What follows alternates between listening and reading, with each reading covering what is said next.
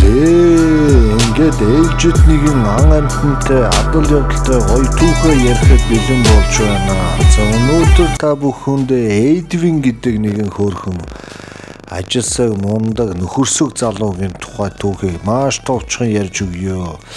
За Эдвин гэдэг залуу бол нэг ойролцоогоор 50 орчим хүнтэй тосгонд амьдардаг нэг юм залуу байгаа. За энэ залуу энэ тосгондоо бол төрж өссөн. Тэгээ насаараа энэ тосгоноос гарч үзээгүй загасчны модон одоо тэ завин дээр хамаг бага насны автогоцоо өнгөрсөн ийм загасчин амьдралтай айлын хүү байдаг.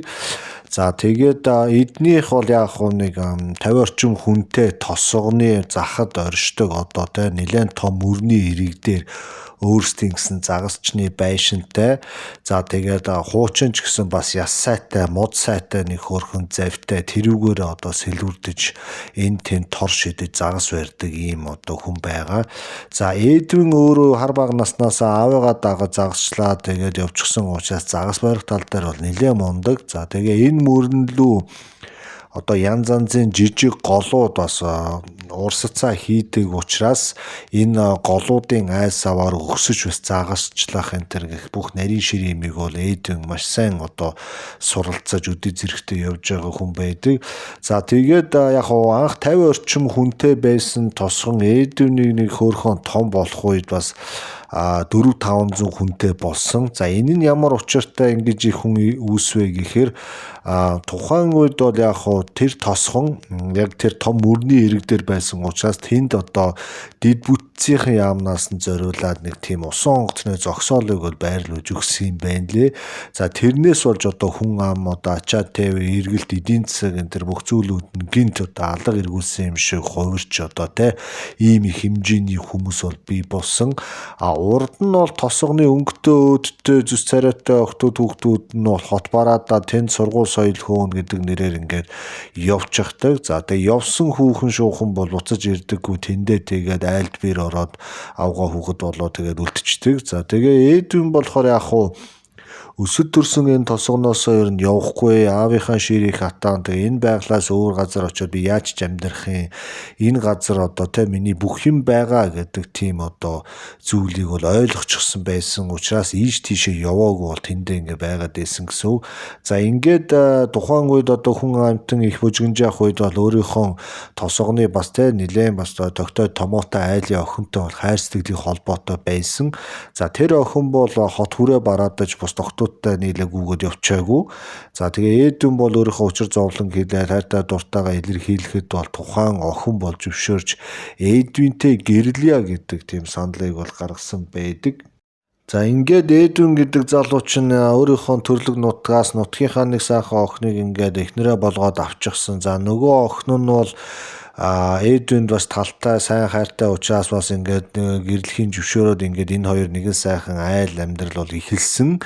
За эхлээд зогсохгүй бүр Эдвинд одоо нэг хөөрхөн хүү бол гаргаж өгдөг. За ингээд Эдвин гэдэг залуу ч юм бол ерөнхийдөө загсал байрна. Ганц чаддаг хийдэг юм бол загас. Одоо тэр том мөрнийхөө наагур цаагур хаан загастай загасгүй тэр бүх зүйлүүдийг бол мэддэг. Гисэн ч одоо хүн ам ихсээд ингээд эренгүүд одоо тухайн загас барих ажил маань хомигдож ирж байгаа. За ингээд агаар ус болон хөл хөдөлгөөнөөс болоод загаснуудаас асар ихээр бас дайжиж урд нь амархан байждаг байсан тэр газрууд нь хүртэл загасгүй болж исэн ийм хэцүү тохиолдол байгаа. Тэгэхээр одоо энэ Эдвин гэдэг залуу одоо тухайн том өрн цутгадаг голуудыг амдаж өгсөж уруудаж одоо загасчлна. Гэхдээ энэ одоо том голуудын эрэг болон одоо тэ буцөг одоо бургас модон дотор одоо маш том хэмжээний матрууд бол байж тийм учраас одоо ерөнхийдөө болгоомжтой явах хэрэгтэй тийм байдал үүснэ. За эхнэр хүүхдийн төлөө арай илүү мөнгө төгрөг боломж олцоо хайхын тулд Эдвин өглөө эртлэн босож эвдэрхий хуучин модон завин дээр мордоод ингээд загсанд бол явдаг. За ингээ хаана ямар загас хідэн цагийн үед байх бол барих бол энэ төр гэдэг юм нэлээд сайн мэддэг учраас тэгээ загаснуудаа бариад ар гэрийн амьдралаа бол аваад явж исэн байгаа.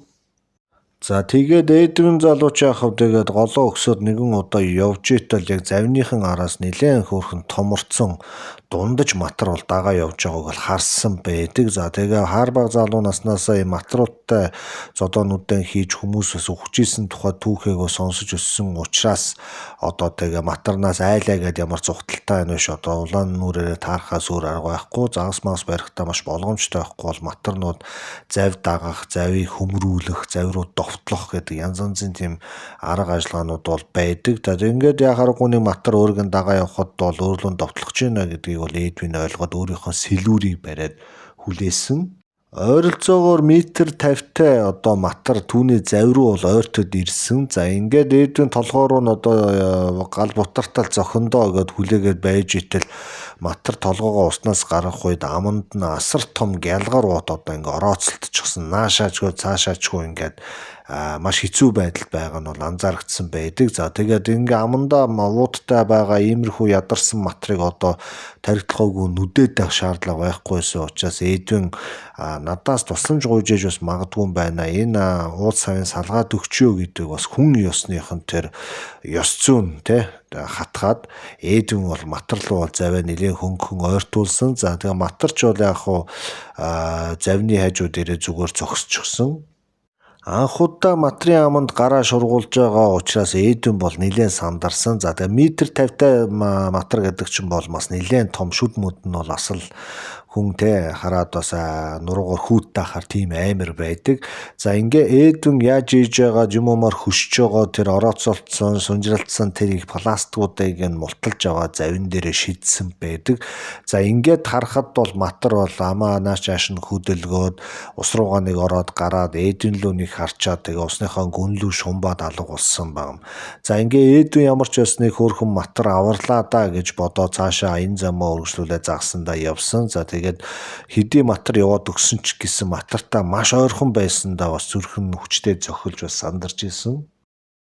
За тэгээд гэр орондоо ирчээд ихнэр хүүхдтэй бол хэлсэн. За би нэг юм матартаа таарлаад матрын амь насыг аварсан энэ гэж хэлсэн. Ерөнхийдөө загас муудаад ирэнгүүт матар бас одоо те тоо моо айгуу цөөрөөд матартай таарлт хүмүүсийн тоо энэ бол нэлээд багассан гэж тухайн бүс нутгийнхан бол ярьдаг. За ингээд матар нэгдүгээр товортчихсон, ан амьтад бас бус амьтад өмнөд нь ховортчихсон. Цаашдаа ингээд загасны бизнес хийгээд амьдраад байна гэдэг бол аюу хэцүү болчихсон байгаа.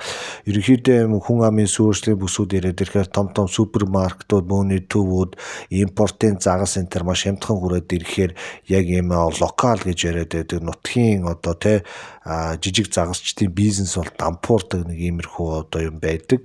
За ингээд Эдвин маргааш өөрийнхөө загсандаа явж байгаад нөгөө голынхоо нөгөө талын булангаар эргэж явж байгаад нөгөө матартайгаа бол таардаг.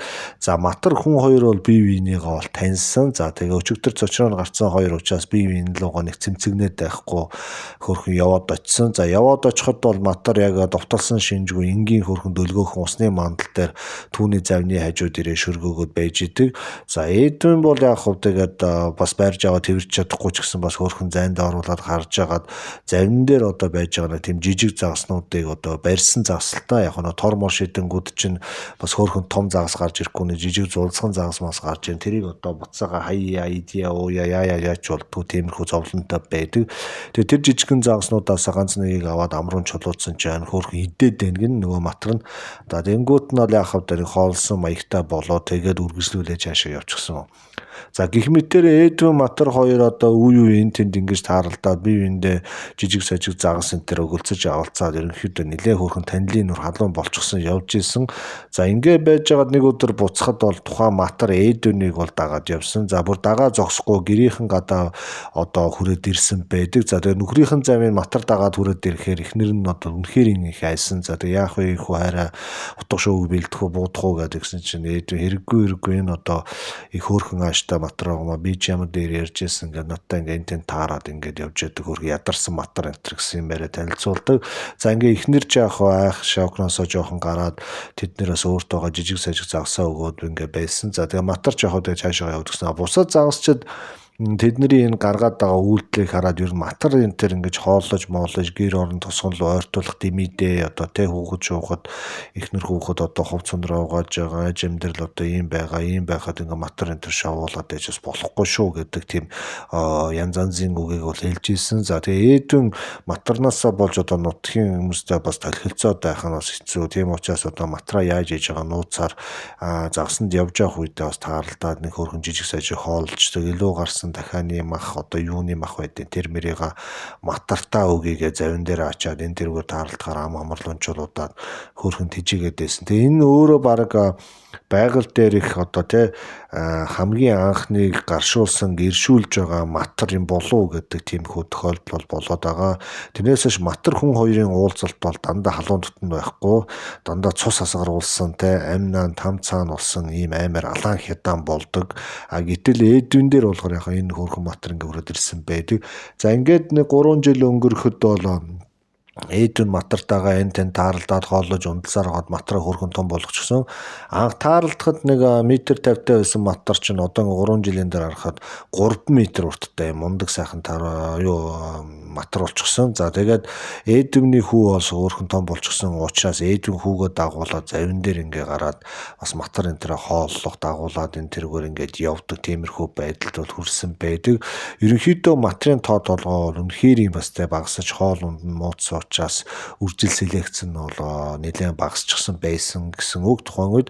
За тэгээд Эдвин ч бүр матартайгаа бүр найзын дундаа орчихсон матраа дагаас хэл явж байхад ус руу үсэрч ороо завныхаа хажуугаас бариад хажууд нь матар нь ингээд ус зүсээд ингээд явдаг тийм тохиолдлууд бол их байсан. За өөрийнхөө хүүг бол арайч усанд хийгээгүй. Гэхдээ ямар ч байсан ингээд матартаа маш ахын ойрхон ойртуулаад хүүгийнхээ гараар одоо матарнд хоол энэ төр өгүүлж исэн бас тийм тохиолдол бол гарч исэн. Тэгээ матар хүн хоёр ингэтлээ биендээ энийг шин тасаад биендээ хар буруугүй ингээд сайхан амьдарж исэн одоо энэ түүх бол үнэхээр юм бас гайхалтай байдаг. Тэгээ матар гэдэг амьтан ч юм бол харахад юм хүүтэн одоо ийм ууртай догшин эвгүй юм царайтай амьтан болохоор хүн амьтан бол айдаг. Гэтэл Эдвин гэдэг залуу өөрийнхөө хайр инрэл одоо амьтныг хамгаалах сэтгэл энэ бүх зүйлээ бас яг гоё хэрэгтэй үед нь тултал гаргаж чадсан учраас энэхүү матартаа ингэж ийм хэмжээний нөхөрлөг бол үзүүлж чадсан байдаг. За өнөөдөр Эдвин гэдэг хүн бол одоо загсаа барай явж байгаа. Тэгээ Эдвиний хүү бол маш том болчихсон. За тэгээ матар нөгөө гол усандаа бол амьдраад байж байгаа. Эдвиний тосгон бол үнэхээр хүн танигдахын аргагүй 10,000 хүнтэй том порт одоо хот болсон. За тэгээ янз янзын жуулчид хүн амтан ирдэг. Тэгээд энэ Эдвиний матар тижээж байгаа гэдгийг бас хүн амтан сонирхож жуулчд бас их ирдэг болсон. Энэ өөрөө бас тийм эерэг одоо хөөрхөн зүйл бол болж байгаа. Тэгээд ямар ч байсан тэр матрыг барьж аваад тор моронд хийгээд одоо олзолж аваад зоопарк байгуулаад 5-10 цаас турист жуулчдаас тоншоод ингээд яргалаад байгаагүй зүгээр ингээд байгальд нь ингээд сайхын хоёр нөхөрлөөд ингээд явж байгаа. Тэгээд Эдвин бол өөрөө янз янзын ажлын санаад янз янзын юмнаас бол татгалзаад би одоо өөрийнхөө аз жаргалыг өөр газар сайн гэж байхгүй. Миний байгаа газар бол энд л миний аз жаргал байгаа. Энийг би мэдэрч гисэн хүн гэж бас хүн амьтанд бол бардам хилдэг.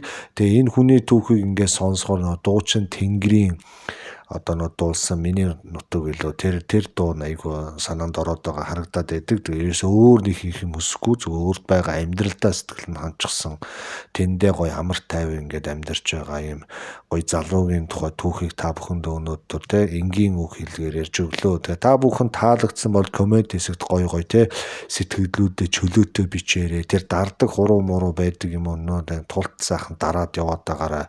Тэгээ үзэлт хандлт их байх юм бол яг энэ амьтантай холбоотой тэр зөвхөн хүн амьтан хоёрын хооронд тохиолж исэн бодит явдлуудыг ингээд хөрхөн базаад олны сонирхолд бас хүргээд ингээд яваад байх болно. Тэгээ одоо хэдий болтол хэдүүлээ ичимхий нэг лайк дарчих нэг комент дарахаасаа ингээд санаа зовж амьдрах үү тийм эцтэй. Тэгэхээр ямар ч байсан нүүр царай ил юмнууд ч гарахгүй учраас зүгээр сайхан дардаг барьдаг юм аас чөлөөтэй сайхан дараад явчаарай. Тийм тэгээд нөгөө нэг хандивын данс гэж яриад байгаа. Тэгээд цай кофений мөнгө одоо үнэхээр хандивлын түүх үнэхээр таалагдлаа, сувг таалагдж байна. Таны ярьж байгаа хэлбэр хэм хэмжээ таалагдж байна гэх юм бол та бас ингээд цайны мөнгө тэр төрийн болон хаан банкны дансыг би ингээд дээр байрлуулсан байгаа. Та тэгээд кофе цайны мөнгө явуулах юм бол би маш их баярлнаа. Тэгээд цаашдаа уран бүтээлтэй бас улам илүү чанаржуулж хичээж ажиллах болно гэдгийг хэлье. За ингээд дараагийн гоё түүхээр хэдүүлээ эргээд уулзъя.